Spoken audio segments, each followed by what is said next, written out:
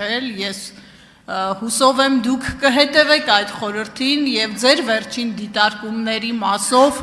ինքնահայեցողաբար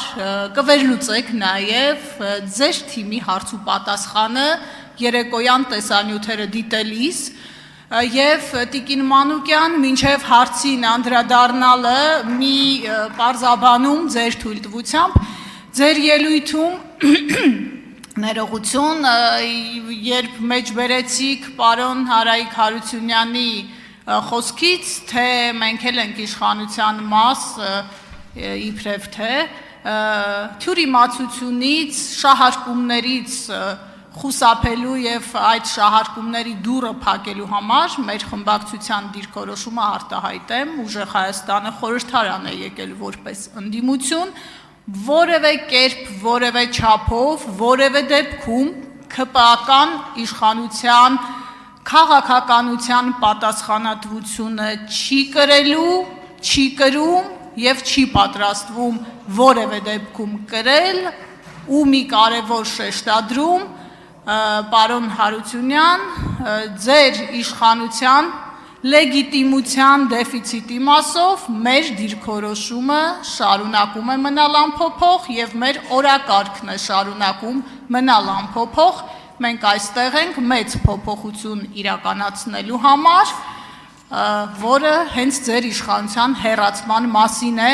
հիմա հարցս Տիկին Մանուկյան իրական խորհրդարանական վերահսկողական մեխանիզմների ձեր պատկերացումների մասին մի փոքր կխնդրեմ մանրամասնել, որովհետև այս խորհրդարանը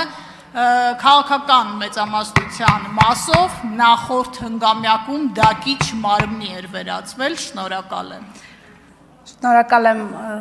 հարցի համար Տիկին Ղահրամանյան, երբ ես մեջ բերեցի մեր գործընկերոջ խոսքը, որ մենք իշխանության մաս ենք, հուսով եմ կոնտեքստից չի կտրվելու, նկատի ունեի դա վերաբերում է խորհրդարանական վերահսկողությանը, կոնկրետ տվյալ դեպքում չեմ արդարանում, խնդրում եմ ինձ չհուշել, ինչ վերաբերում է խորհրդարանական վերահսկողությանը այս հանձնաժողովի շրջանակներում, տեսեք, ես արդեն ասացի, որ